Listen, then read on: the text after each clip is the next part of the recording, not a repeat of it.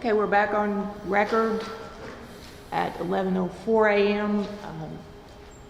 Detective Fogg, you are still under oath. Yes, ma'am. Did you obtain a copy of an interview that had been conducted with Lieutenant Sean Hoover? Yes, we did. And when was that interview conducted? That interview was conducted on March the 13th. And who conducted that? Officers with the Louisville Metro Police Department's Public Integrity Unit. So we'll go ahead and play that interview.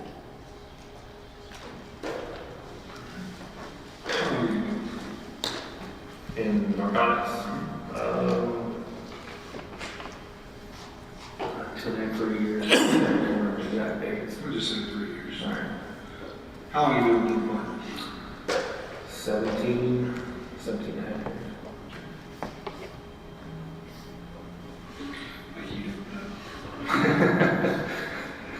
Are you under the influence of alcohol, drugs, or any other intoxicants at this time? Are you taking any kind of medication that would affect your judgment or your ability to think clearly? No.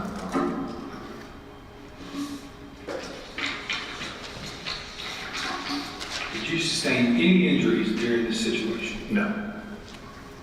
Did you receive any medical treatment? No.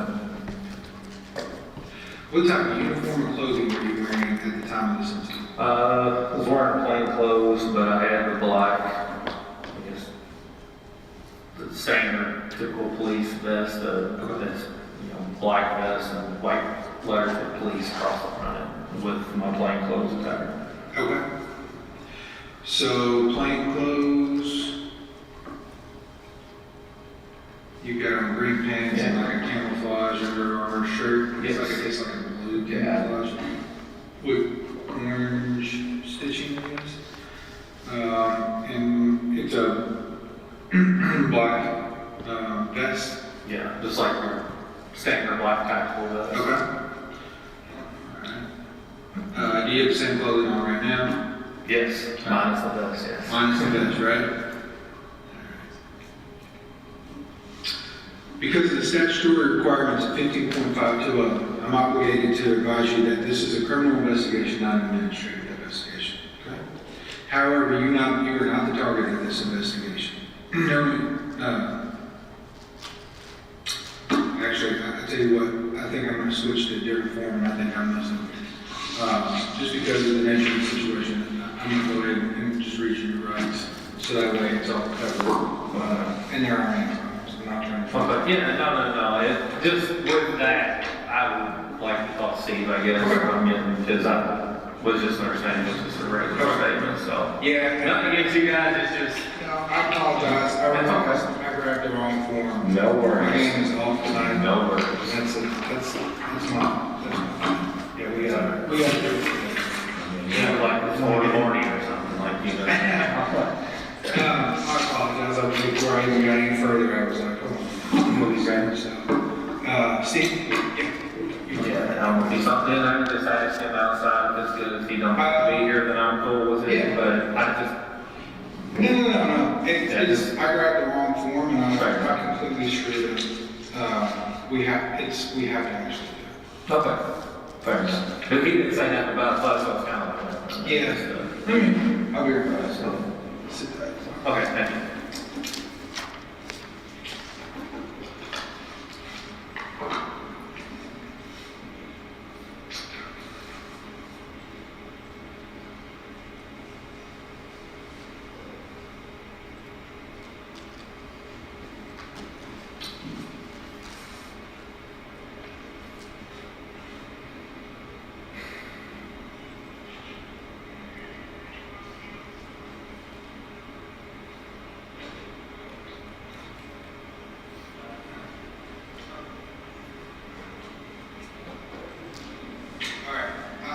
I'm wrong. I apologize. But again, it's up to you. It's if you don't want to. But no, I don't have to read because I wasn't aware of our particular situation. This would still apply. I apologize for any confusion. You still got to do what's best for you and what's best for you. Yeah. No, I don't have an issue with it at all. It's it just seemed different than what me and him talked about. So that was- Okay, yeah, well, and that's why I was gonna clarify with, Sergeant Miller. 'Cause, I was like, I'm getting ready to screw this up, so let me go ask him. Okay. So, we'll go back to where we were, because the statutory requirements carry us 15.52, I'm obligated to advise you, this is a criminal investigation, not an administrative investigation. However, you are not the subject of this investigation. Knowing this, are you going to give me some of this? Yes. Okay. Again, I apologize. That's okay. Any That's why it's a little clarification. Yeah. It sounds a little different. So. Yeah. Okay. Well, I didn't want to, as I got into it, I was like, hold on a second. I don't want to make that mistake, right? Because I want to treat you the way that I want to treat you. I'll tell you, here's kind of how I like to do it. It's your story. I'll listen to it. You know, give me as much information as you can. Basically from the very beginning. Use as many names as you can, as much detail as you can. I mean, to cover your brief. Yeah. You're saying it's the briefing and everything? Yeah. Okay. Yep. Well, basically, it was the new place-based investigations. It was, they were doing 4 to 5 total. I think they were doing 3 with contingency on the 4th downtown. I'm trying to remember this. They're wrong, but last term contingency one was like 2605 Mile Valley, but they were waiting to see how the other warrants went before they messed with that. But the one we were at in Springdale, that is an associated address with this gentleman. I said, this is not our investigation, but we were assisting them on that. So, but he had been using that address and apparently getting mail and stuff shipped there, sent there, and recently, if I remember correctly, said, this is his, his new permanent address. So their assumption that he's going to have, dough or money or something he's storing there. So the brief, Les Barton went over the brief. He briefed all of them at the same time. And I guess Josh James was a slight going into more detail, I guess, with the other ones. We didn't do a whole lot of briefing on the other warrants since SWAT was executing those, but it was still had a list of people who were going where and doing what. So the plan was they were, when one SWAT was on unload, we were trying to do it somewhat close to simultaneous. So they were, once they were unloading to go up to do their approach, we were going to drive over.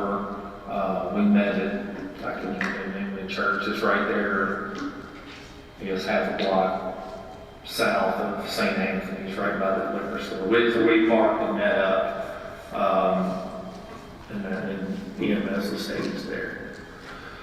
So we met up there. Once time got close, we were just waiting until they started approaching. We all got together and drove over there. I think we had, 5 vehicles, if I remember correctly. Let me see. I'm trying to think who. John was leading. He was driving. I believe it was a Chrysler full car. I'm not really for sure what it was. Brett Hankerson, he has this green Suburban or Tahoe. I think Suburban, not one of those two. Tony James had his Explorer. Mike Campbell was driving a Fusion. I don't know if I think it's a 4-car. It's 4. And I rode in Miles Cosgrove's Nissan Altima. So it seems like I'm listening car. There were 7 okay. Well, there were 7 of us total. Certainly. Yeah. So, John, you, right? Yes. So that would be 2. Hankinson, 3. James, 4. Campbell, 5. Oh, no, had this Toyota under. There's the other. Okay. So we followed John then. I think we were towards the back. We were second last, I believe, but we went up. You had to go up because of that gate you all saw. So we went up to the next entrance, come around, parked out at the end of it towards, I guess it's more towards the front of that building. Well, next to our vehicles, got lined up, our stick, and we went right up to the door. Once we got to the door, I'm trying to remember where everybody was. I think Tony James was on the other side of the door. He had the bunker. And John was over there. So Tony James had He had a the shield, yeah. So, as you guys approach, you guys made a stack? Yeah, we were getting together right as we were getting to the front of the apartment. It was just a terrible layout for us to make an approach, to make the best we could. Now, I haven't been there. Is it an apartment building? It's an apartment, yeah, there's, hang on, man, there's 8 total. There's 4 on the bottom, 4 on the top. I guess there's 2 on the side and 2 in the back, same with the above. I'm trying to, the best way to explain it to you. I don't have a picture of it that shows the back. Okay, what apartment are you guys 4, I believe. I can look. I'm almost positive it's 4. Should have been 3003 number 4. in? Okay. I'm almost positive it's the right address. But once you go in, like I said, it's an open, this common area outdoors, and there's steps on the right-hand side to go up, but we were on the first floor. Like I say, John and Tony were on the other side of the door. Mike Nobles was on, everybody else was on my side. Okay.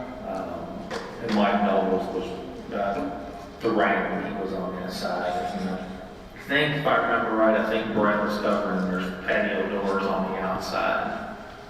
On very front of one side of the building, or with the. So did you guys have to breach the main door? Yeah, yes, the regular entry door, not the glass doors. So is that what you're describing to me now?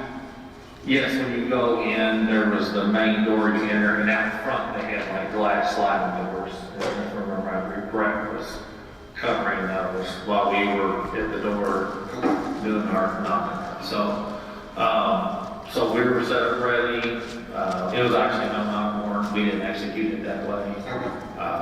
We knocked on the door, said police, waited, I don't know, 10, 15 seconds. Okay. Knocked again, said police, waited even longer. So it was the third time that we were approaching at a minimum 45 seconds, if not a minute. And then I said, let's go, let's breach it. So knocked again, yelled police, search warrant, Nobles hit the door 2 or 3 times. Okay. And once the door went open, and I'm trying to think this, how, if you all weren't there, I'm trying to think the best way to describe how,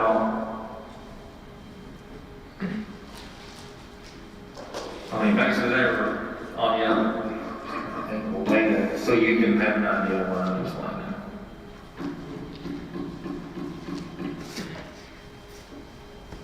Well, basically they were on the left side of the door, everybody else on the right hand side. I'm trying to think of a way to explain it to you. And the mic ran from this right side of the door, and so it went out.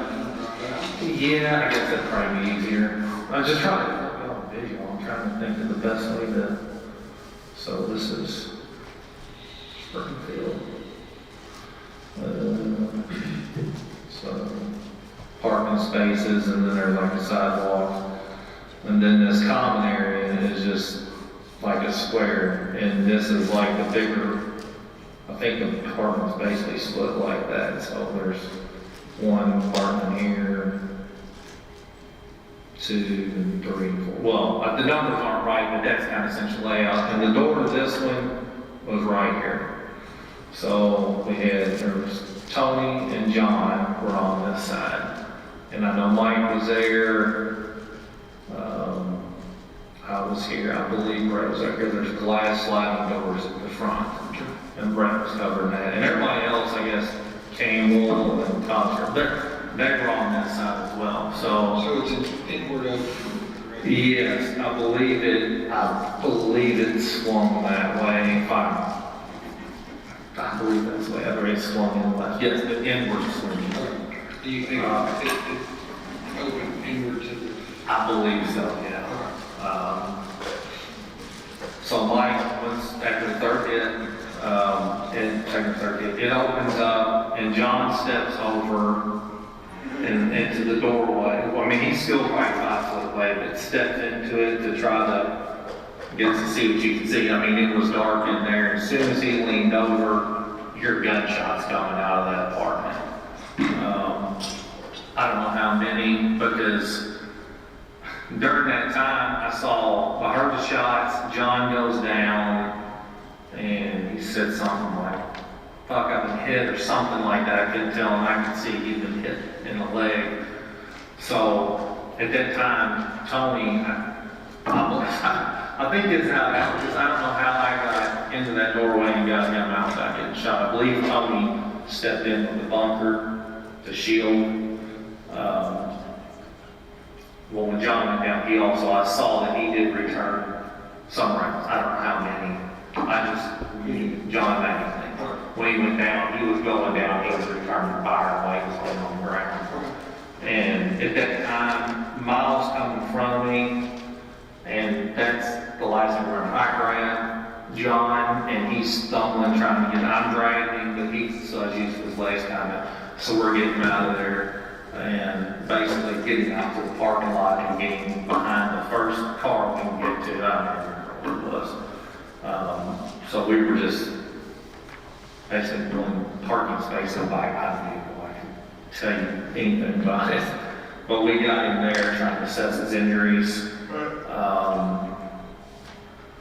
And I knew I had a tourniquet, and I guess I was in somewhat panic mode. I just took my belt off and did that and held that until somebody got over there, and Tony James had a tourniquet put on his leg.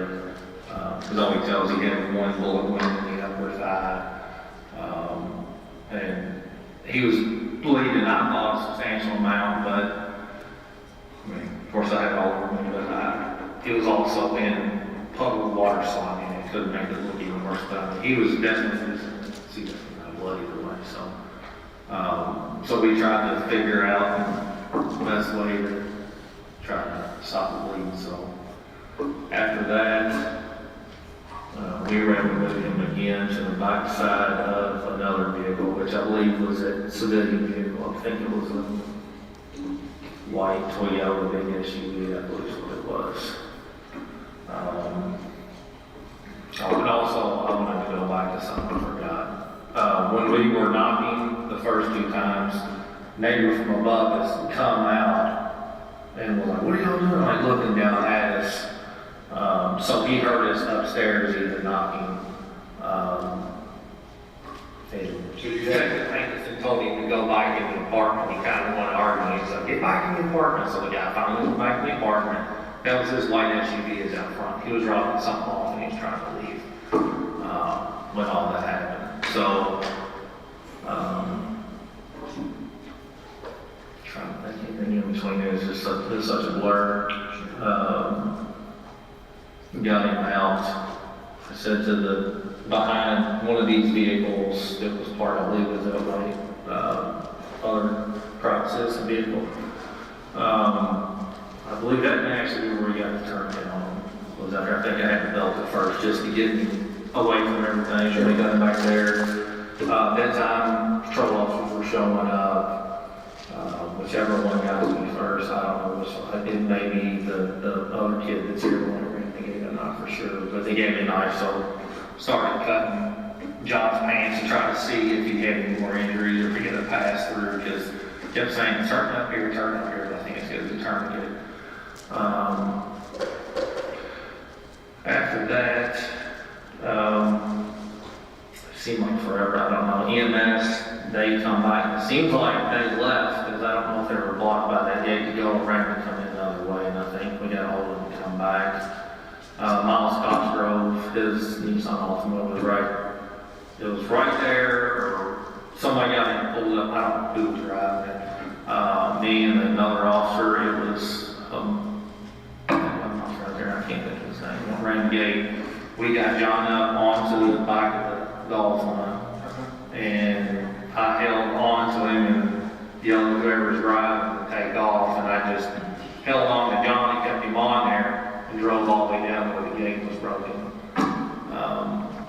time, Tony James was down there. I don't know if I got down there and tried. I don't know. Either way, he was in there. So I just grabbed John off the trunk and just got through the gate and put him in the ambulance, and Tony helped me get him in the just something that I don't know, I can't think right now. Then after that, I believe Mike and Tony, don't know if they both were paying attention. I got off to go back to the scene while they were trying to take care of John and get him to the hospital. When I get back there, at that time there's a lot of other officers that were showing up. People were covering doors with rifles and whatever. And I would say, I guess, probably 10 minutes later, roughly, something like that, the guys, there's a male gentleman there who decides to come out.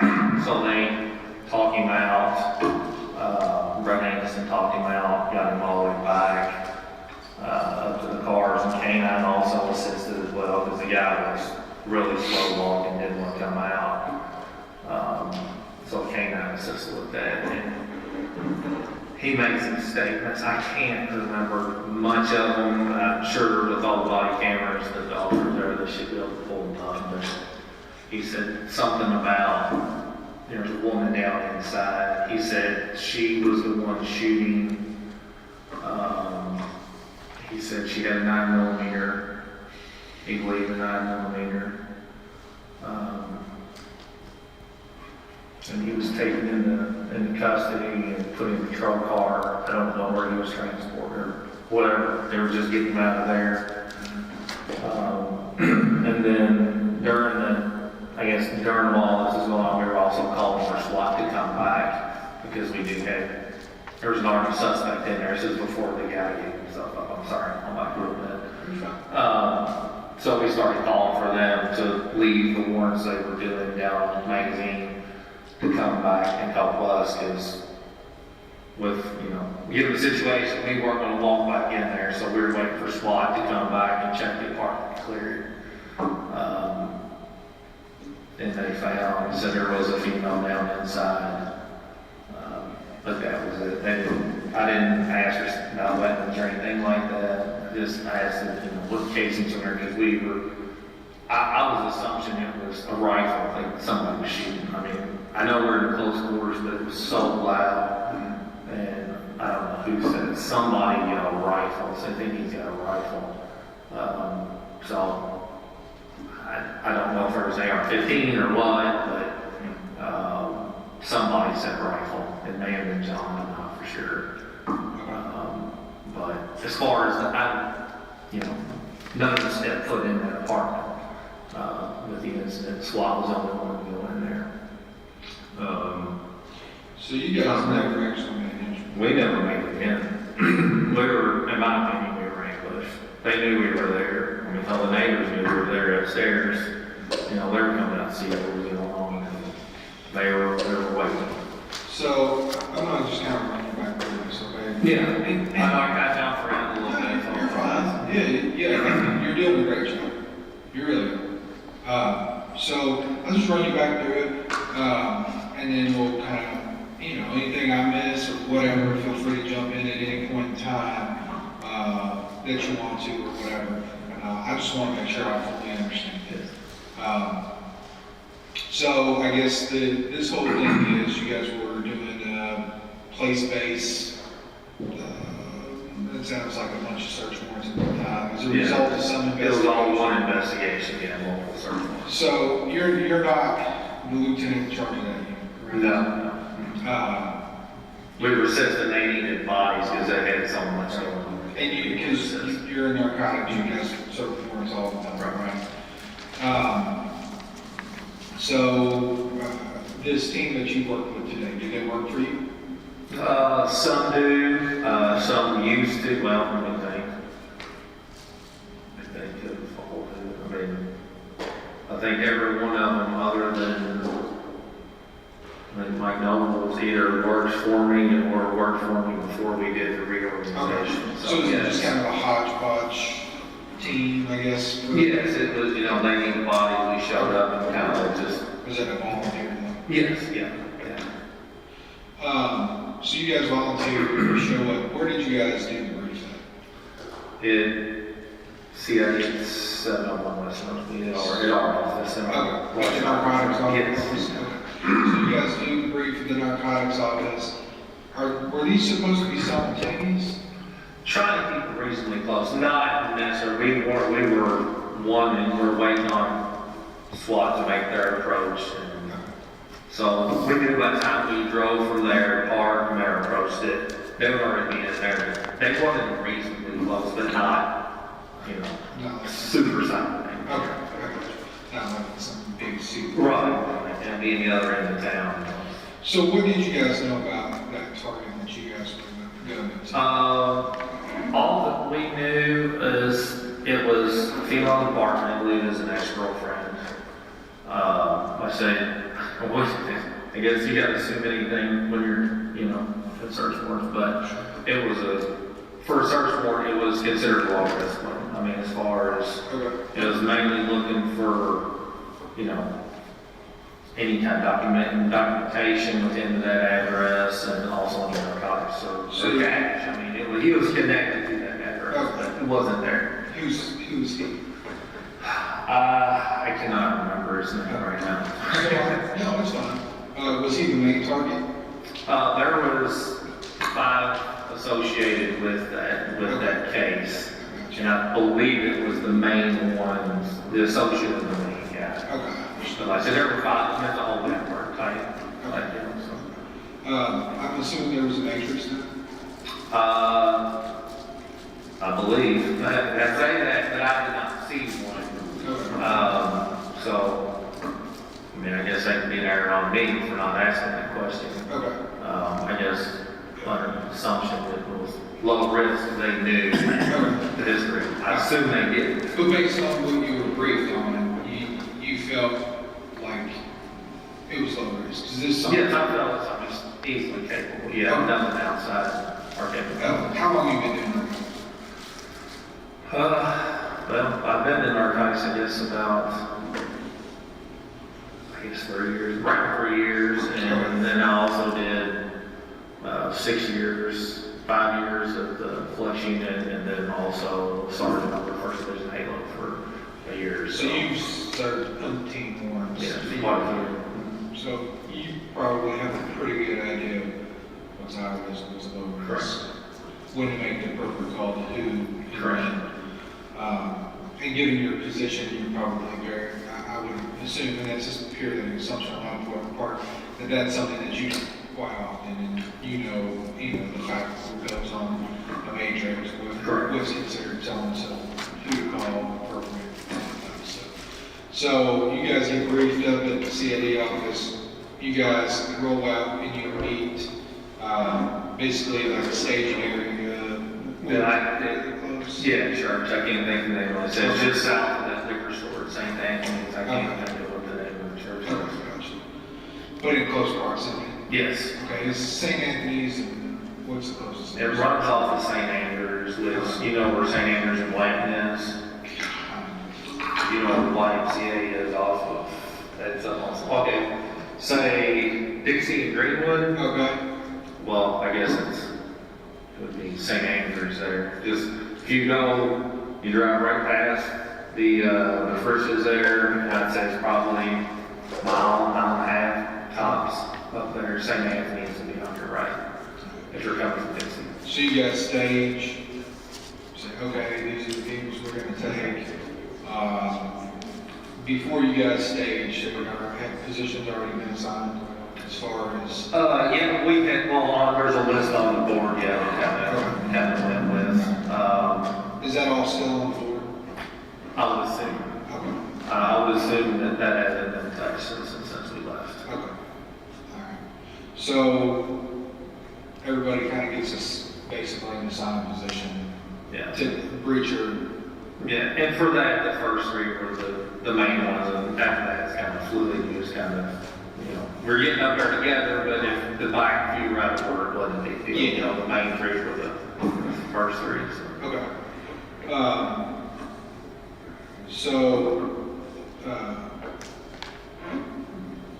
was John's position, was he to provide security for Tony, or what was kind of his role? I guess we were, I guess, essentially probably, well, I wasn't where Tony had the bunker when he saw it, just reasonably, we're going to follow Tony in. So, I didn't know he had it with him. So, essentially, John, I think, was just stepping over and trying to clear, and I believe he was actually shouting search warrant, if I remember correctly, and immediately, was gunfire. So he was trying, I believe, just to clear what he could, and then Tony would have come in and we would just all got in behind and then just followed over through. So you guys get into the apartment building itself, and then you're outside on a door. Yeah, the common, well, I say the common area, that it's still outside. We never made it to it. It's not an interior. Okay. Like I said, once you see it, you'll understand what I'm saying. Okay, sure. So you guys stack up on the door, and you said you guys knocked in and announced. How many times? 3 times. 3 times you knocked in and announced. And then were you, so as you did that, how long ago would you say you waited in between knocking and announcing? It was probably 10 to 15 seconds at least. Okay. Like I said, for the 3, it was at least 45 seconds, if not a minute. We were there for a little bit, and, hindsight, but, so it wasn't no knock warrant, but because with it, we considered it going to be more of a low risk, we're like, we'll just give them a chance to open the door. Okay. So that was kind of our thought process, was we were going to give them a chance to open the door, And why? because, like I said, it was low risk, and with that, we didn't, obviously there's the concern of destruction of evidence, but we felt with her, she made me like, what's this? If he was there, it'd be a different story, but with her, that's why we knocked the first 2 times, it just said police. We didn't, police search warrant, we just said police, Okay. and waited, delayed, whatever 10, 15 seconds was, repeated the same thing. And then the last time, I said, let's just hit it, they're not going to answer. So then that's when we did the search warrant, police search warrant announcement. Okay. So the first 3 times that you knocked, or the first 2 times that you knocked, you just said police. Yes. Hoping to draw her to the Yes. And it was, like I said, it was loud enough that the neighbor above them would come out to see what was going on. So the 3rd time that you knocked, that's when you guys say search. He said bang, and said police search warrant, and then Mike rang it. Okay, and then Mike rang. Yeah. And then, for whatever reason, John steps out. And I guess is his dad up at this point? Yes, I can't go from memory and remember him actually stepping out, but I know he did that because of where he got shot. Okay. He had to step right into that front of that door, trying to, just looking in to clear, I guess, to see if there's any threats, immediate threats there. Okay, and you felt like, and then he gets shot. Like Immediately. Like As soon as that door flew open on that last hit, I simply, everybody's probably yelling it, but I remember somebody yelling at search warrant. So I can't say specifically who it was, but, and then immediately, there was, gunfire coming at us. Okay. So, you feel like at some point, then possibly Tony James steps in front of the door with the shield?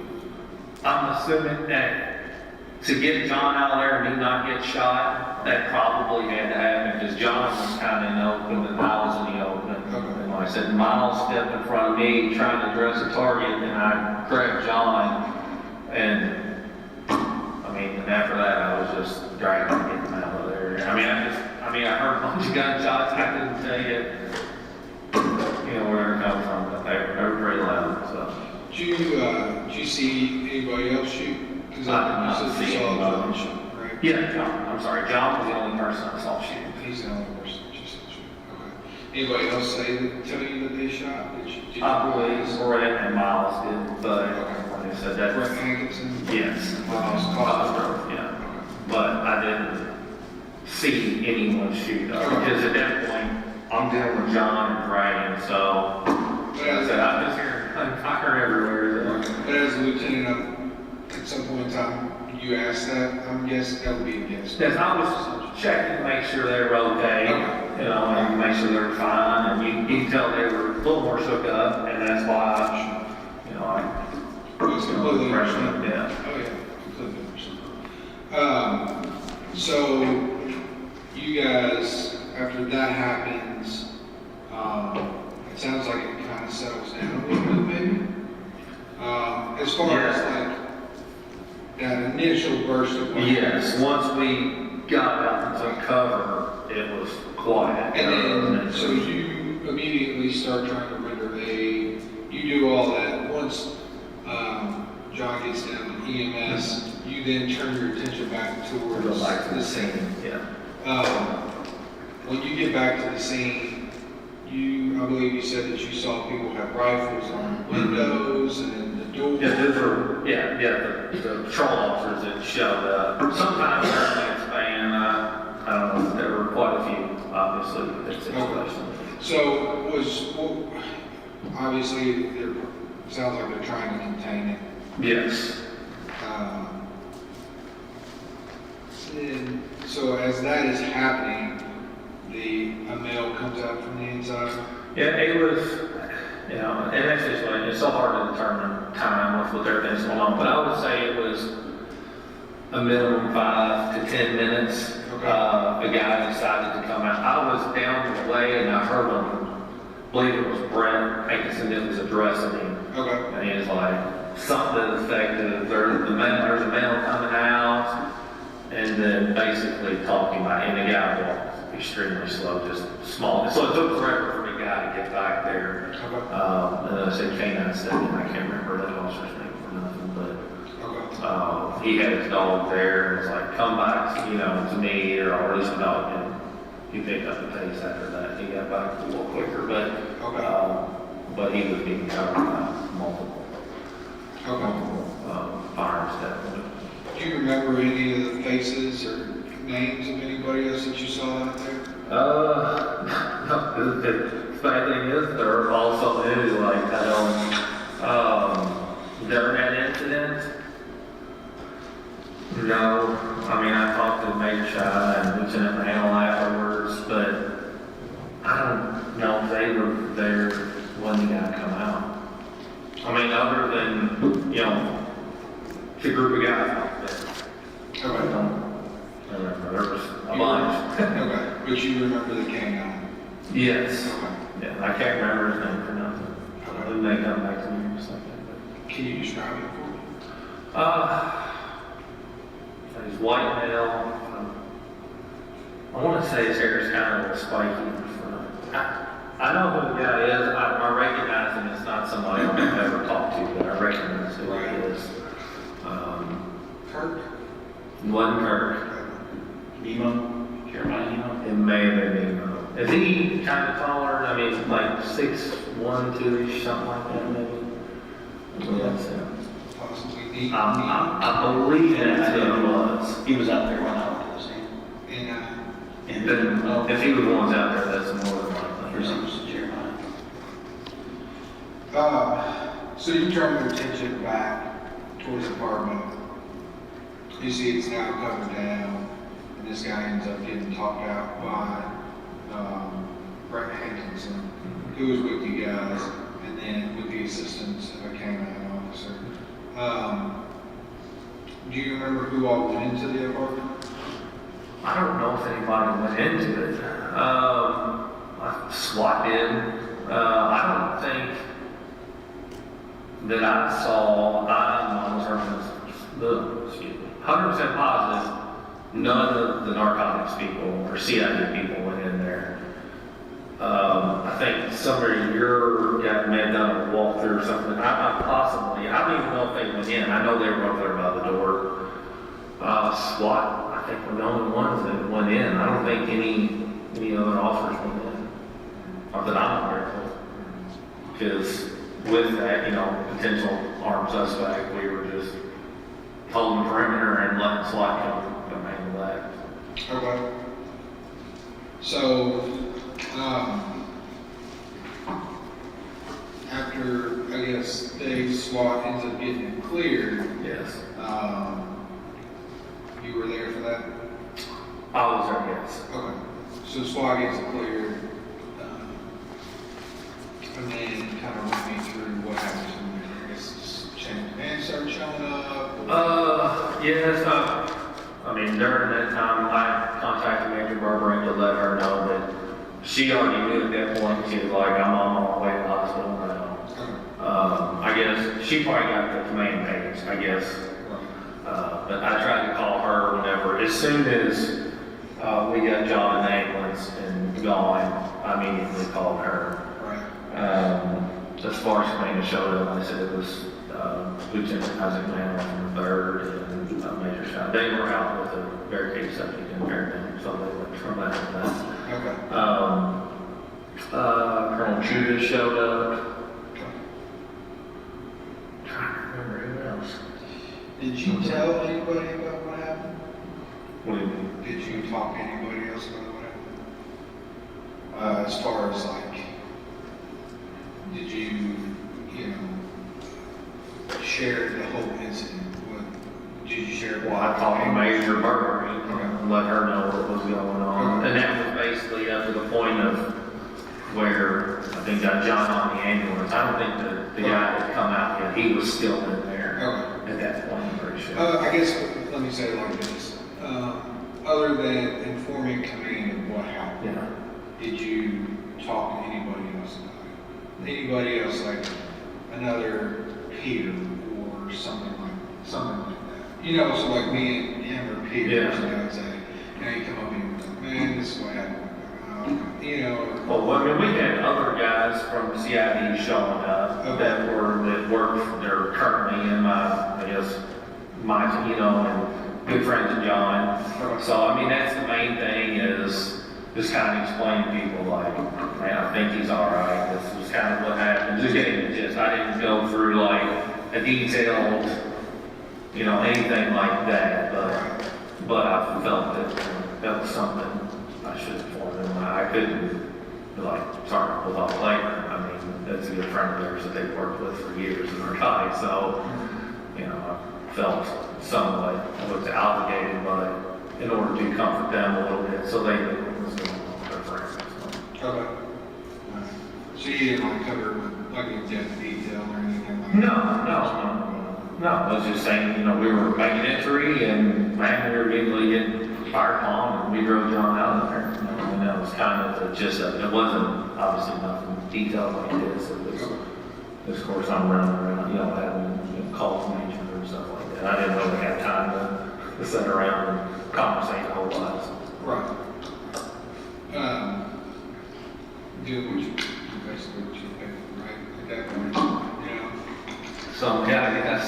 I mean, it's kind of Yeah, you're exactly right. to put it that way, but I mean, it's right. Yes. When we kind of start designating officers, That's true.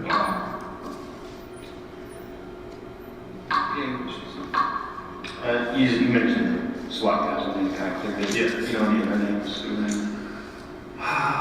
Well, see, because when I was asking, I was like, you're not going to clear it. They're like, we've already cleared it. I think I talked to Sergeant Brandon Hogan, and I think at that point, they had already, because they were there, and I know I told Brandon, I told him, what the situation was, but then, either Major Burger called me or I had to call her. So I think something along those lines, and then I believe Miles talked to them to kind of fill them out. So so that way they were made aware of what the situation was. But they went in, they were able to clear it quick, because I believe they were able, at the doorway, they were able to see, the subject that was down. So there's 4 apartments in this little alcove. Yeah, I would assume this one probably goes like that. I'm assuming, I didn't go in, so I have no clue what was But there- inside. Best you remember 4 doors in your little. Yeah. So the guy that was upstairs, do you have It was above one. Okay, so So, I mean, he was above, this is actually number 4. I did a terrible job with that. I was just listing 4 departments. so he was above the money, he was doing Yes. 71. Yes. Okay. What did he look like? You know, it was one of those things I wish, you know, at the time, I was just worried we're trying to get in the door, you know, the guy's coming out. I know he was a taller gentleman. It seems like, I don't know, yes, at all. He seemed like he had darker skin tone, like he could have been possibly Hispanic or maybe less than black. I'm not positive. It almost seemed like he had what's the word I'm looking for? Accent. There we go, an accent of some sort, just of what I can remember, because I'm trying to watch that and watch this door at the same time, so it was, but as he was going by, he was talking to somebody in the apartment, and it just, I don't know why I remember that, but it seemed like he had an accent. I kind of want to circle back to something. So when you guys decided to knock on the door and use that instead of the no knock, like, Yes. would it be fair? Because I don't want to make assumptions and put words from it. Would it be fair though? And I guess this is, I know from my experience in training, that sometimes we do things like try to get somebody to come to the door. It sounded like you guys were using more of an approach of trying to be more cautious and also trying to mitigate, you know, the higher risk that the no-knock. Correct, and I believe that they were all signed as no-knocks due to that whole group with their, you know, with the narcotics trafficking, guns. I believe First Division is done one very fashion, you know, vacant properties and houses down there. I think First Division got like 7 guns out of those properties a while back. So I think they were all signed as that, and we were just of the mind that like, let's just try to do this as normal, because I mean, granted the judge signed it, we could have done it, but we thought this was the better alternative. Would you say that you felt like it was safer for everybody to do it that way? Yes, I mean, we assumed, never assumed, but I assumed somebody would come and answer the door. That was our intention, to give that opportunity to, you know, one, you know, it's after midnight, you're breaking down somebody's door and it's dark and if they're in bed, startled. So we're trying to, well, with that, trying to give them a chance to answer the door, you know, and on top of that, it keeps us from having to tear up their property, you know, and not that we're going to try to do that to avoid the looting, but, you know, there was a lot of things that pointed us in that direction of like, let's just not go on this door. You know, we just, you know, Well, you had how many members of your unit with you who have umpteen warrants and numerous years of narcotics experience? between Tommy James and John Madden alone, I mean, Right. just those two. And then you had Brett and Campbell's. I'm just, yeah, I mean, nobody, I mean, there was nobody that said, no, let's do the no. I mean, everybody was in agreement. We've done a lot of warrants, you know, they probably got plenty more than I have, but, you know, everybody, that seemed to be, to us, the best option. That seemed to be the right thing for us to do on that. Sure.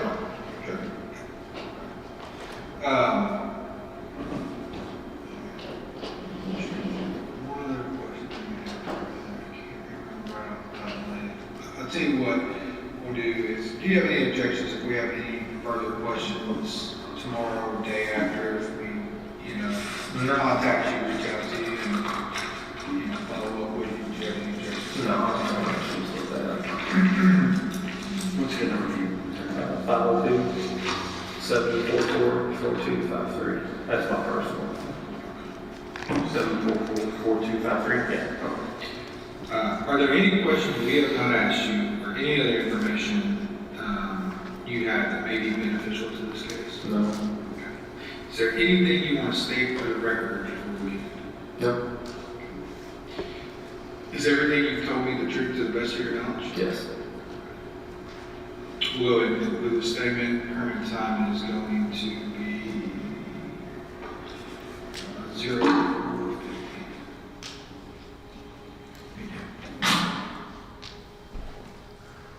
Any questions for Detective Fogg about Lieutenant Hoover's interview?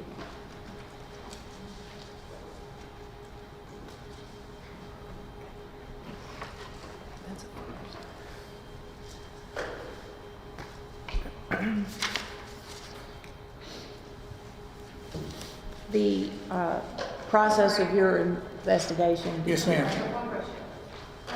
Was he asked specifically based on his position, or was he asked specifically about his position in the stack, and then based on that position, whether he could see the man upstairs?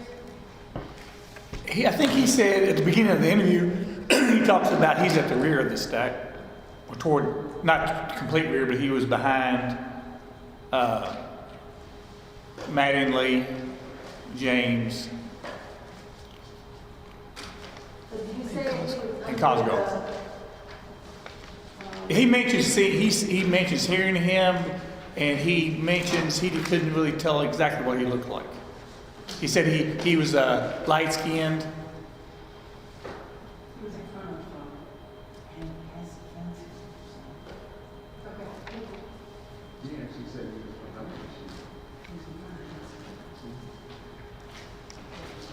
Anything else?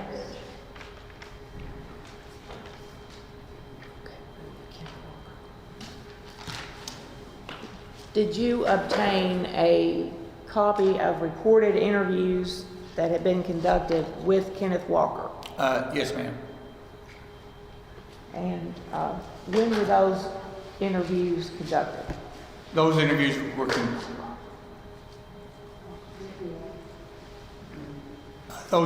conducted on March the 13th. And where were they conducted and by whom? They were conducted by Louisville Metro Police Department Public Integrity Unit. They were conducted by Sergeant Amanda Seeley and Sergeant Chad Tennell. We'll start with the first interview. Do you have, well, we'll learn what the time is. Okay. We'll go ahead and play the first interview.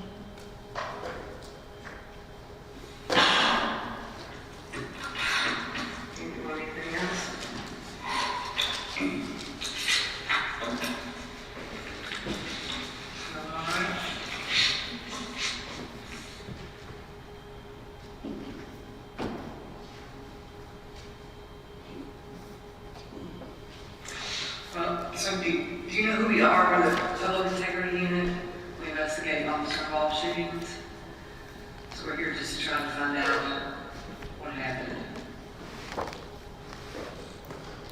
Because we take our stuff to Commonwealth attorneys so we can find out all the information that we can.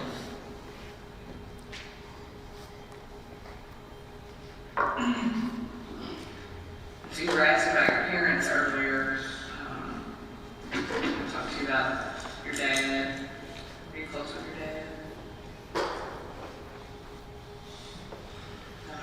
Does he still come to Atherton? Okay.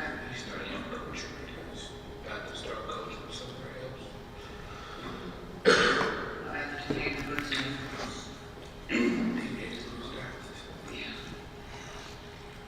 And Sergeant Tennell actually spoke to your parents. I did.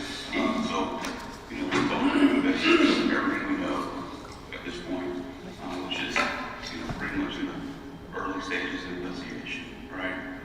And we told them that, you were ready to come back here and things like that. And I was actually with a guy that knew your father from Atherton football. We spoke to him for a couple minutes and just kind of told him as much as we knew at that point. And that was about it. We left, with a good conversation. And Kenny, kind of same thing, right? We're going to tell you everything we know, okay? And like, he was telling you, this is like the internal affairs unit, right? So we're just kind of figuring stuff out at this point. And, you get a pretty good perspective. We always go through that'd be all right. Before we get started, I just need to go over, get a read to you, and you sign it. Just read over it, and then just check and tell me what's going on.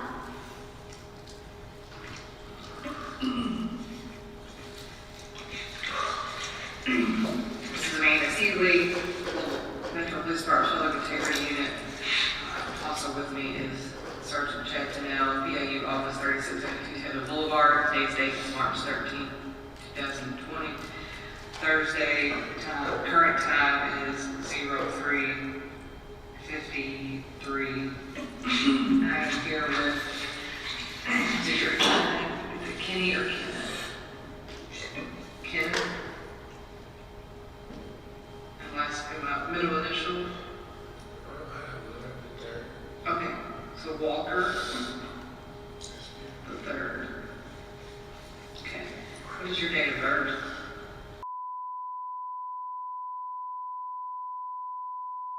Okay, social?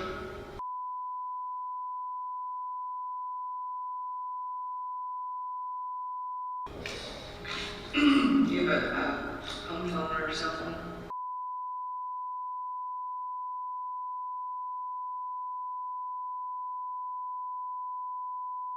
That's thank you.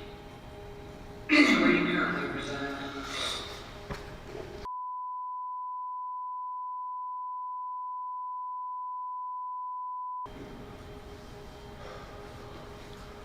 Is that an apartment?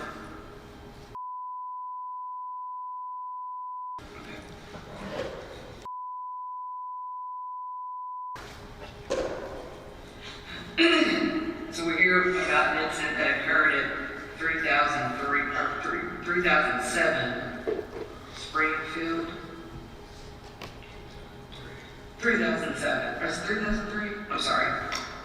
3003 Springfield Drive. Who is that?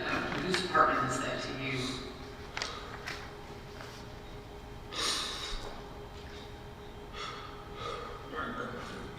Girlfriend? What is her name?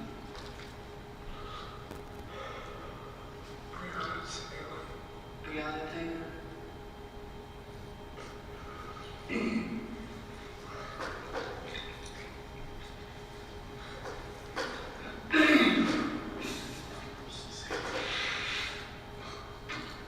What'd you say? I'm scared.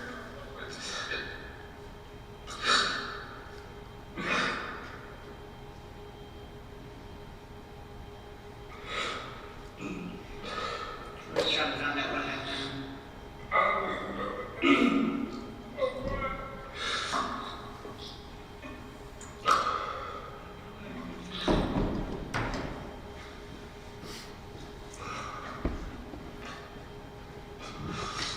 Do you hang out at your girlfriend's house a lot?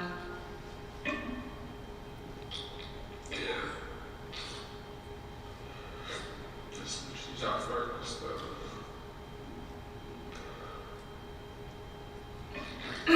So had you been over there all day? Good day today. You had a good day? Took a friend of us around. We go eat, take some drives. Came back home, was chilling, watching. Just you and her? So you wife else live there? Our little sister, but she's in California, but visiting a friend right now. Oh, okay. What movie? Feet riders. Good. Actually was. Was it? I've heard of it. It's an old movie. Oh, was it? Teach you how to love kids. I think I've heard of it.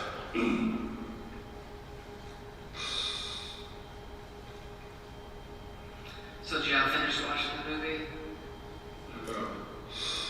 When it's a loud knock at the door. We both jumped up. Actually, she had fell asleep when the movie started. Oh, hang on, I'm sorry. I need to finish this paper real quick. I'm so sorry. I I got tired of listening to you. So let me read these real quick and then just go back to where you are. You have the right to remain silent. Anything you say can and will be used against you in the court of law. You have the right to talk to a lawyer prior to any questioning or making debating statements, and have him present with you while you're reading the question. If you can't afford to hire a lawyer, one will be appointed by the court to represent you before questioning if you desire. You may stop questioning or making statements anytime or refusing to answer further about requesting to consult with an attorney prior to continuing with questioning or making debating statements. Need you to sign this. This says I have read the statement of my rights. I understand what my rights are. I'm willing to make a statement and answer questions. I do not want a lawyer at this time. I understand and know what I'm doing. No promises or threats have been made to me, and no pressure or coercion of any kind has been used against me. I'm sorry. My officer told me I was going to jail for the rest of my life. Which one it was. They said it was going to let the dog on me and all types of stuff just happened. I was in bed. Who was that? Do you know? Can you describe to me? No, I understand. I'm sorry. I just don't like when people do that. Yeah. They had the dog right there, right behind me, barking. I'm out there with no shoes on, clearly nothing, walking in water and stuff, backwards. And he's like, I'm gonna let this dog on you, you're going to jail for the rest of your life. And I'm like, people look at my record.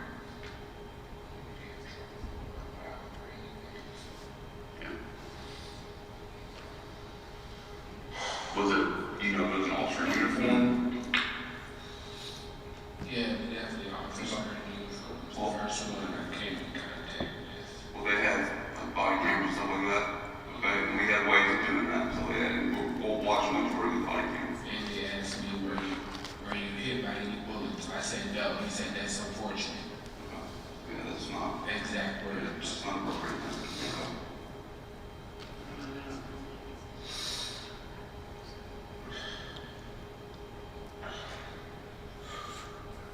Okay. So can I give you good to sign this and then get you do your statement? Leave you alone.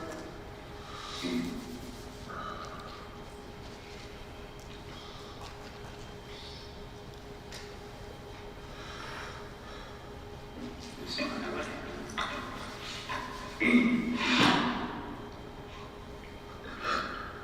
The more we know, the more we can look into and see what happened and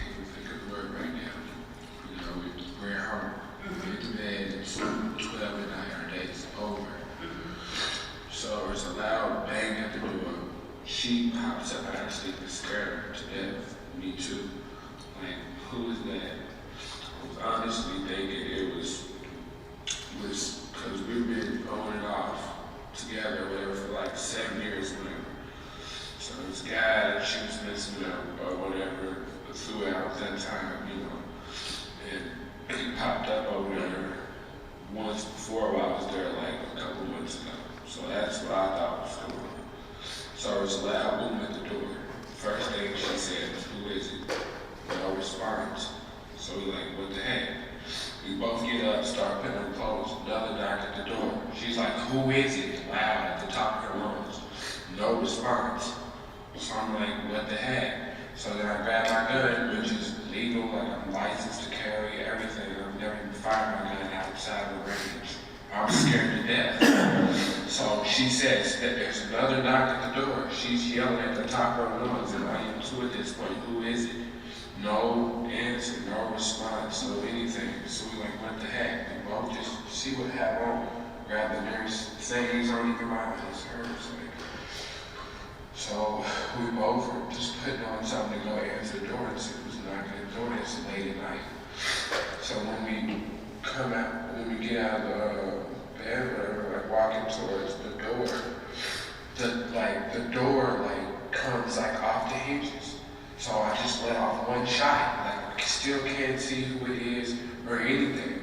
So now the door is like flying open, I let off one shot, and then all of a sudden there's a whole lot of shots.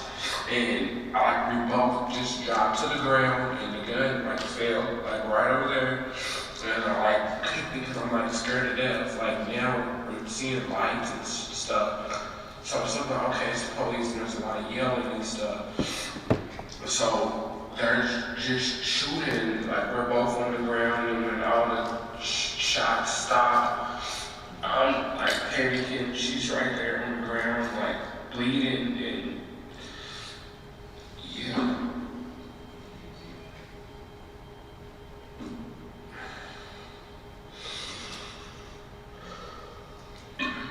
What? So was there any lights on in the living room or the hallway? Was everything off because you guys had gone to bed? Everything was off. The light, we were. And actually that light was off at that point. Like we were done. It was just, the movie was watching us more than we were watching it. And when it's a long hallway, as you can see, so, all you can hear is a knock at the door. Even if somebody was saying something on the other side, you probably couldn't hear them. But as loud as we were screaming to say, who did I know whoever would be on the other side of the door could hear us. So, that's it. Next thing I know, she's on the ground and the door's busted open and I hear a bunch of yelling and I'm just panicking and I'm telling somebody I'm yelling at him because she's right here bleeding and nobody's coming and I'm just confused and scared and I feel the same right now. That's it. So you said you grabbed your gun. Do you have a CCW? Yeah. What kind of gun do you have? It's just a 9mm. What's it look like? Silver and it's black. It's a Glock 9. So you said you grabbed it. Just because we were scared at this point, like it's loud boom, it's late night, and we're asking who's at the door. Nobody's saying anything, and you keep knocking and you're not saying anything. So I'm like, what's going on? I didn't expect it. Scared me when the door got kicked and stuff. So my only reaction was to do that. I'm trying to protect her. Like she didn't have a gun, so Does she own a gun?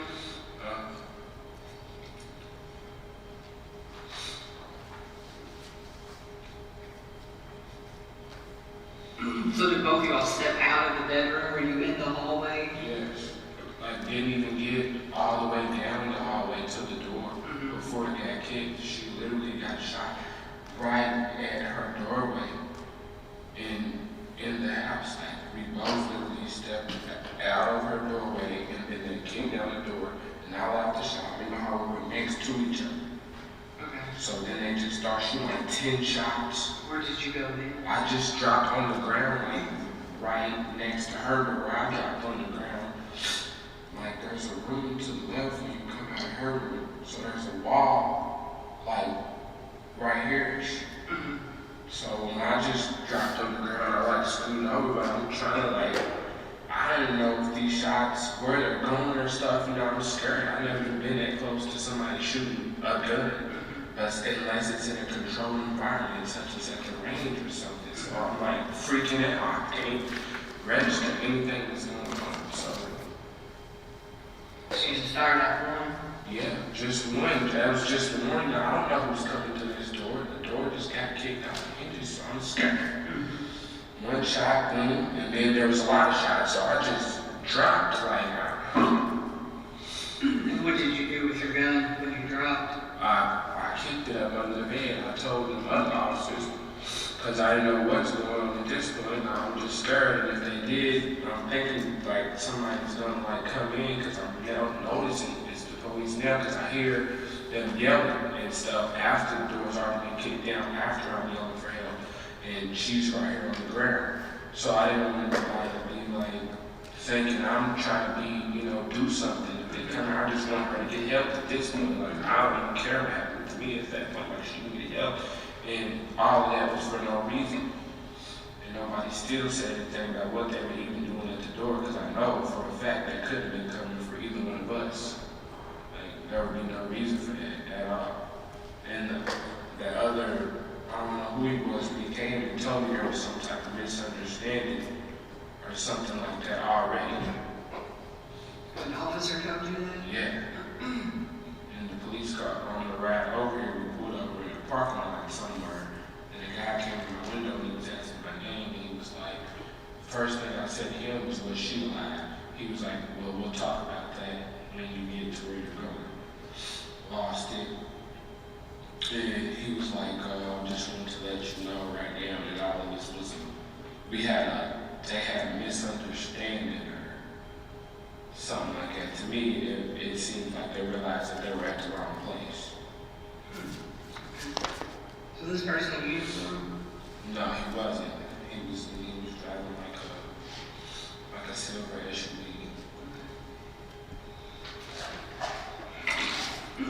So you and Breonna had any kind of interactions with police or anything lately? No. Does Breonna work? Yeah. Where does she work? She works at the hospital at right off the highway on Breckenridge Lane. Health was UML, and she also works at Jewish as a part-time job. Okay. Where do you work at? Well, I'm employed right now. I just lost my job January 21st from Coca-Cola. I was working there for 2.5 years. I actually just got hired on at the post office in a place called Magnum, making seats for food. You just got there? At post office.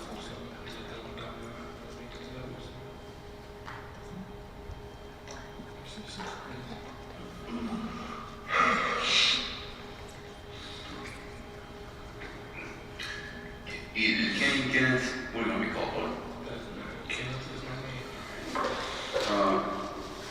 I never had the luxury of like shortening my name. All of a sudden it was cool. It's Chad. So, what are you going to do with that, So, and then I kind of just want to go back over it and kind of, fill in maybe some confusion that I've had.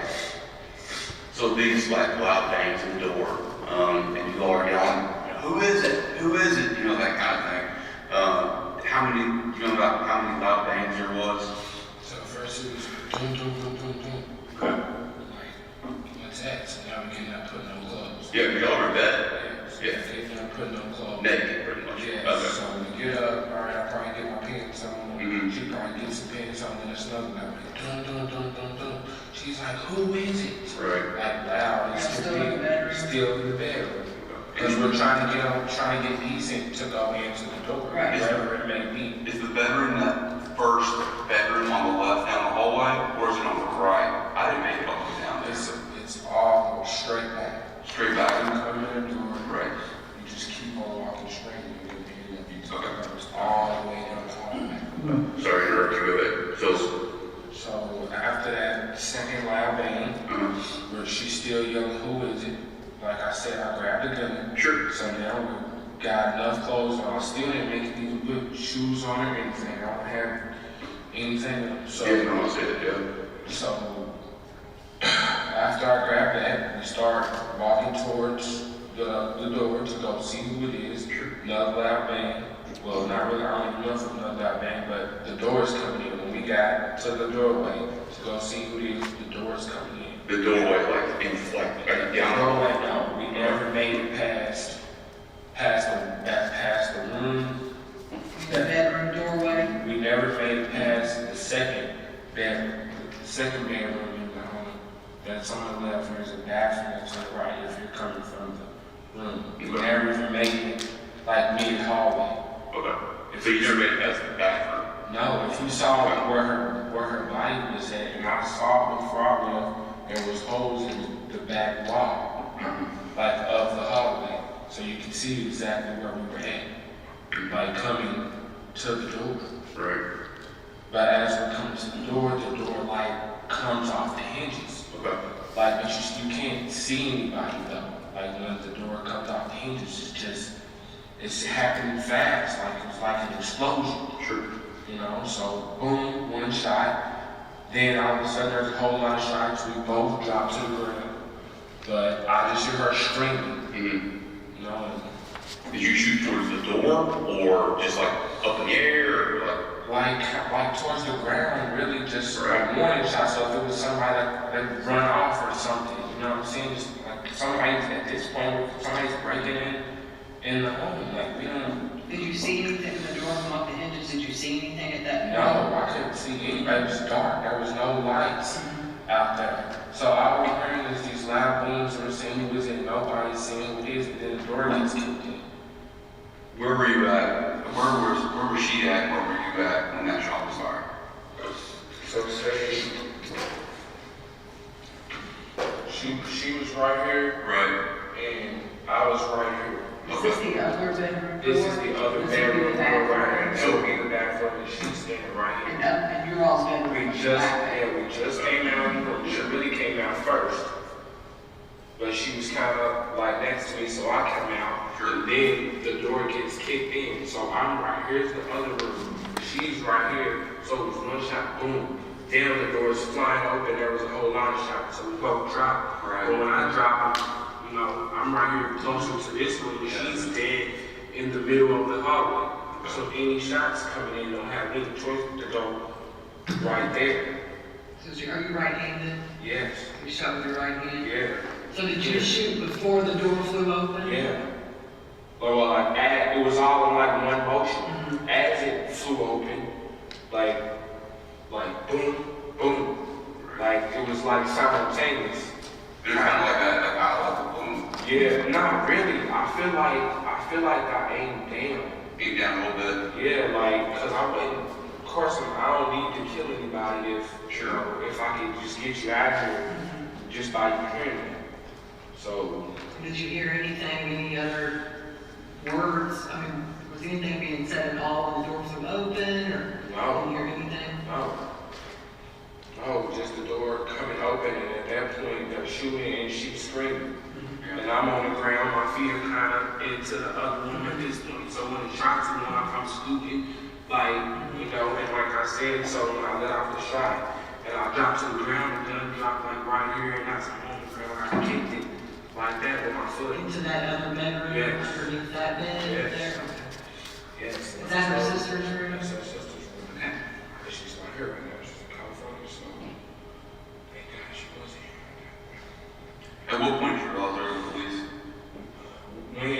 When the door was open and she was on the ground, like bleeding, so now I'm right there with her, and like I can hear like a whole lot of chatter and stuff outside, but I'm hysterical, like at this point, like I'm yelling at somebody to come help her or whatever, and then after it's been like 5 minutes, like I called my mom, and I told her that somebody just kicked in the door and shot me. So at that point, when I called my mom, I still didn't know it was police. So I told her on the phone, somebody kicked the door. So I hung up. My mom's like, call 911 right now. Call 911 right now.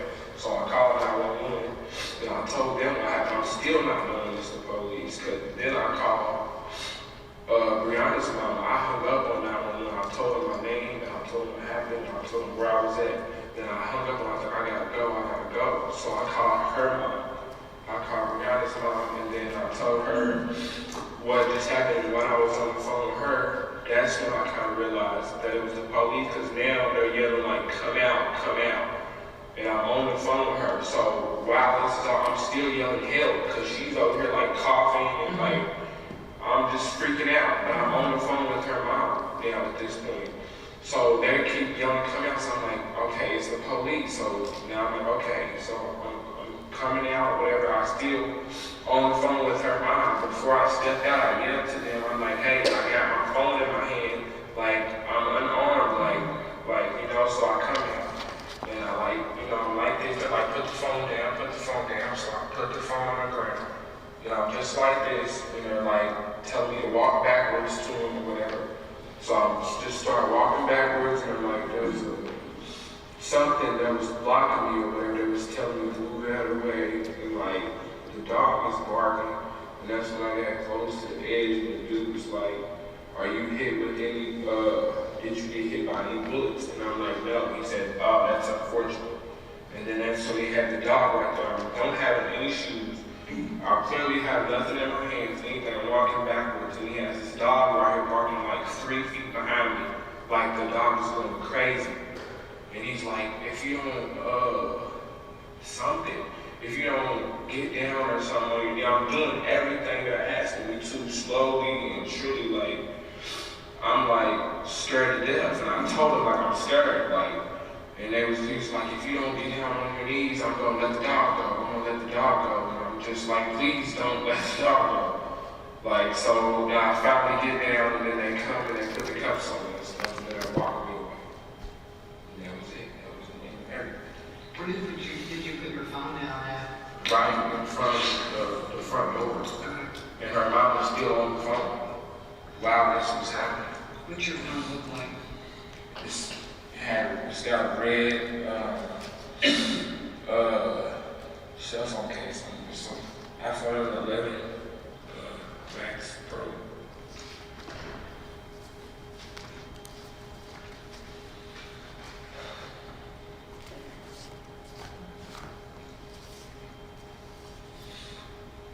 Does it have a passcode that locks it? Mm-hmm. Do you know the passcode? 1017. Did she have a phone? Yeah. Did she call anybody like when y'all first heard the name in? No, I didn't. I called people after everything had happened, and nobody. What really made me not realize it was the police either, because nobody was like rushing in after all this happened. They all like stayed outside, so I'm like, what the heck was that? Like, so now, because she was shot, that's what made me call my mom and call her mom and let everybody know what just happened. Like, So you called your mom, then 911, yeah, and then her mom. because my mom told me to call 911. So do y'all have like patio doors in your apartment as well? Did you see anybody? Did you come out of the hallway before? I never came out down the hallway until I walked all the way outside. But it's my phone. I never came all the way down the hallway. I didn't know what was going on. I was worried about her. She was on the ground. Easy. So were you walking out of the apartment backwards, or did you walk forward I walked until you got to the forward door? until I got to the door, and I yelled out the door, hey, I have my phone in my hand, and I'm coming out. And when I came out, they told me to put the phone down, and they told me to face towards the other door that walked backwards towards them. Did you see anybody or anything at the patio doors or anything? And what were they yelling to you? Just come out. They were just yelling, come out of the apartment.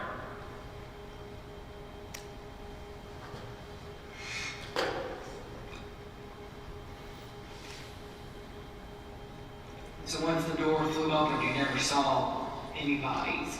No. Never heard anything? No, after the door flew open, I guess they like dispersed or something, which makes sense because I let off a shot, so I guess they just moved from right there. But I still not knowing who it was or what just happened. Like everything happened like in the blink of an eye. Like literally it was like 5 to 10 seconds or less. Like all of that happened.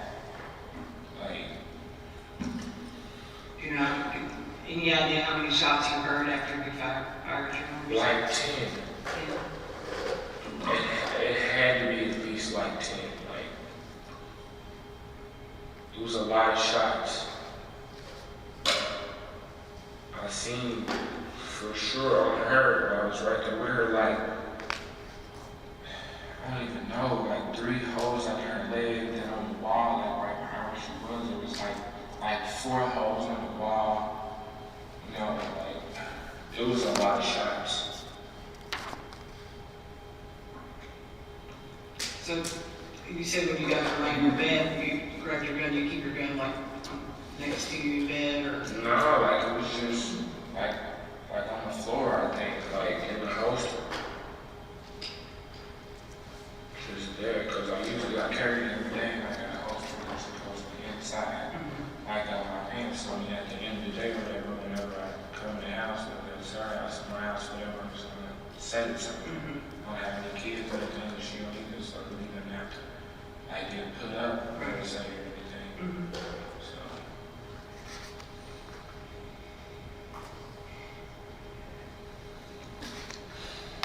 Ken, I know you said you fired one round. Did she ever shoot at all? Did any more rounds ever get fired out of that gun? No, just one. Just one. Okay. 9mm Glock. Okay. You keep a full mag. Yeah, but it might have been short, maybe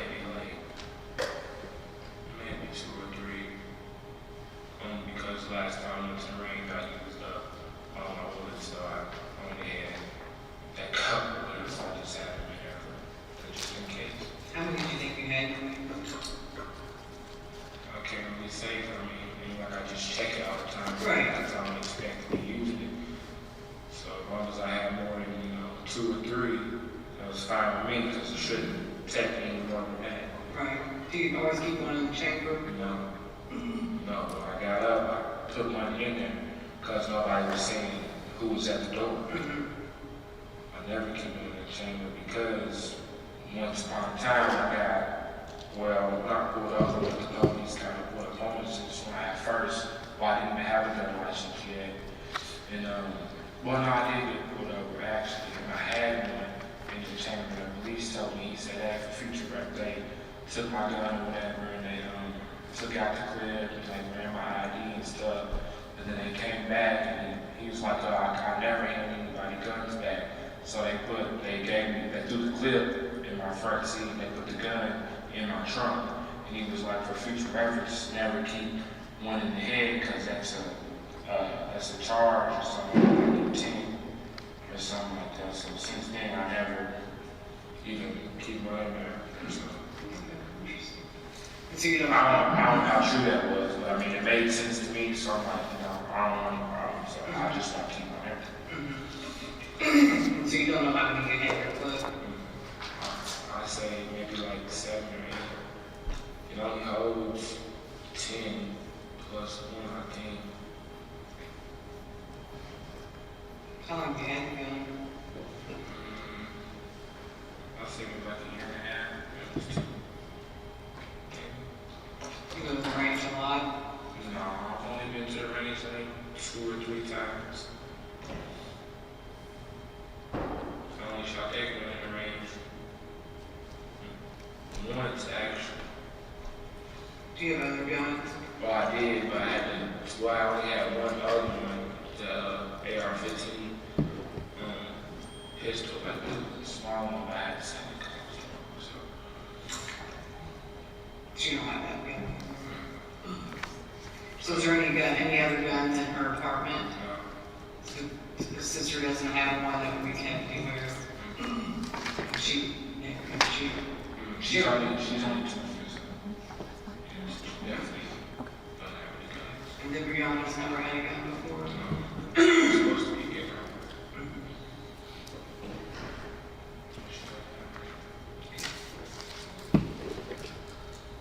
Anytime you have any ammo or anything like that, you carry just ball ammo or carry ball points or anything?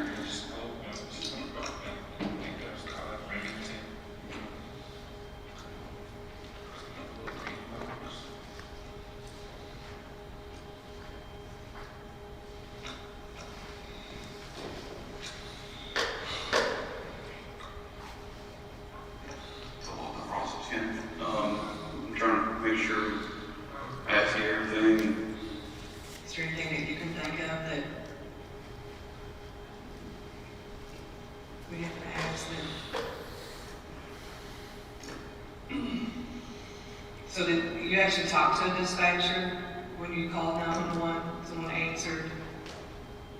And what did you say to them? I told him someone just kicked in the door and shot my girl. Did you give them the address? Yeah. Yeah. I told him my name, and I gave him my address, and that was it. I was heading to it, so I started crying on the phone, noticing what's going on with her, and I just told him I gotta go, I gotta go.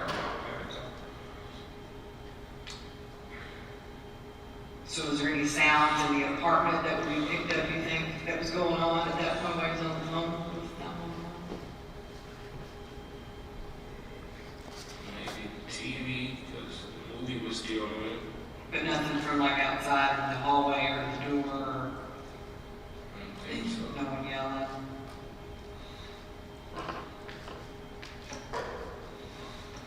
What's your mom's name? Alicia Walker. And her mom? My mom's mom. No, I'm sorry.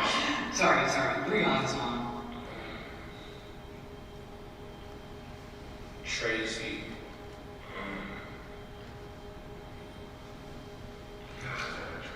Tamika. Okay, her real name right? I just call her CP. Or I call her Bree's mom. Oh. So you think of Tamika? Tamika Palmer. So you said that you and Breonna have been on and off for 7 years? So you said that she messed around with somebody else before? Or? Yeah, it was really, she messed with him before me, and then we started messing with each other, and then we wouldn't mess with each other, so she kind of messed with him again, you know, and then just that sort of situation. But me and her always, that was my best friend. So have you guys known each other longer than 7 years, or? I say, man, like 2012 or 13. So when I say we went off for 7 years, really like the first 3 or 4 years of us knowing each other, like we weren't even together, like it was just my best friend. Did she always live in this apartment? Well, first she lived with her mom when I first met her, and when she moved into that apartment. It was her first apartment, so she probably lived there in like 2014 or 15, and she's been there ever since. And then your apartment's over out at Iroquois Garden, which isn't too far. I just moved there in July, so for the last 2 years before July, I lived there with Breonna at Springfield. Oh, you live with? Yeah, Okay. for the last two, maybe 3 years before I moved to my own apartment in July. Okay, of 2019. Yeah, Okay. yeah. So you live there by yourself? Yeah. And you often stay at your apartment too? Sometimes? We do pretty much rotate. Cause like I said, her sister lives there too. So if her sister was there right now, we probably would like went over to our apartment. But her sister's out of town right now, so we just at her apartment. You have any kind of schedule where you are at her house a couple of days, then at your house, or just? Just depends on what we feel. You said you don't have your roommates? It's just one bedroom?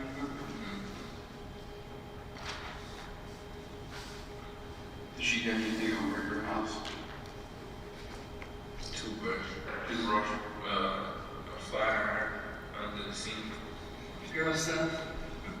She don't have any clothes, or did she keep anything over there? Mail or anything like that? She might have like a t-shirt or something over there. She traveled with her stuff? Like when she would come and stay at her place, she'd bring a bag, or? Well, it really just depends. I mean, she only lives right around the corner, so we didn't ever really like plan specifically to stay anywhere, but just whatever we was feeling at the moment. And if she didn't have it, it really didn't matter because we would get up and we wanted to go around the corner to her house or something. She'll get up and leave or whatever. When was the last time she stayed at your apartment?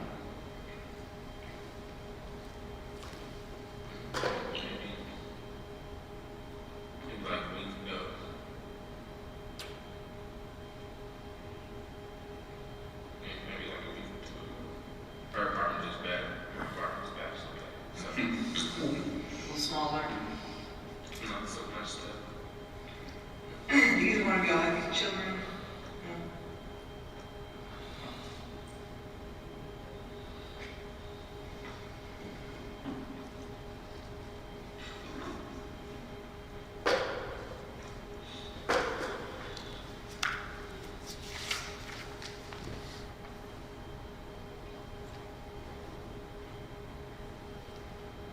do y'all both have your own cars? Do you drive over there? Is y'all's cars in the apartment complex parking lot, like right outside the door?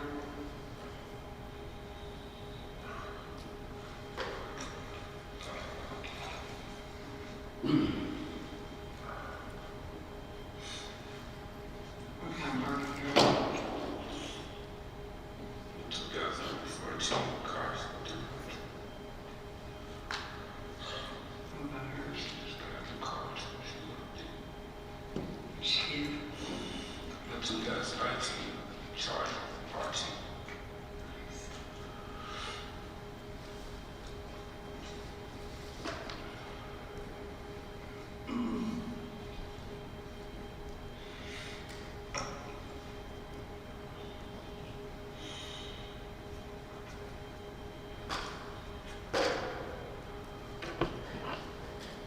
Is the police officer there? Okay. I don't know any specifics on that yet.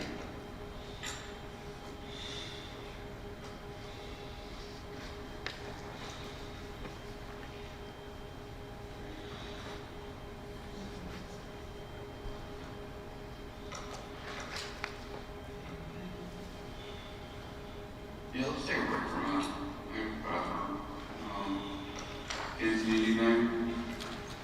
What? Little snacks or anything like that? I don't know if you're hungry or here.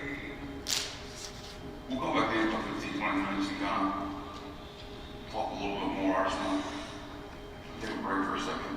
Okay, kind of process some of this stuff. You have any questions for us before we go? Well, I think we come back. Yeah, so we're in the early stages and stuff like that, and that's kind of something I want to figure out. And why he say to me that it was a misunderstanding? No, that's new information for us as well. I mean, that's what we're trying to learn. The officer who was in the car with me while me here, she heard him say it too, because he talked her to roll down my window, and he was like, then his tone was totally different from everybody else's. He was like, "Well, get you over here and anything," ooh, like he was being real nice. So, like about here, I feel like that they figured out something. They did something wrong. Well, let's look into that. We'll figure it out in a second. We'll be back in 15, 20 minutes.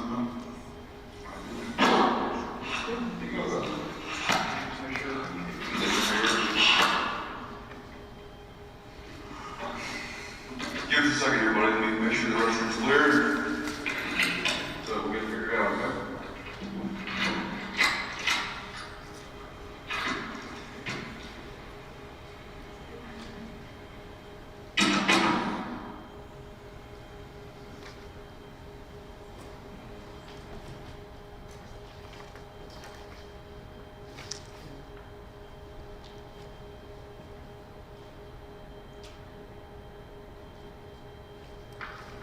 Okay, that's the end of the first interview with Kenneth Walker.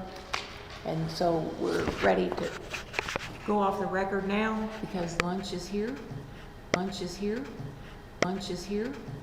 Lunch is here. Lunch is here. Lunch is here. Lunch is here. Lunch is here. Lunch is here. Lunch is here. Lunch is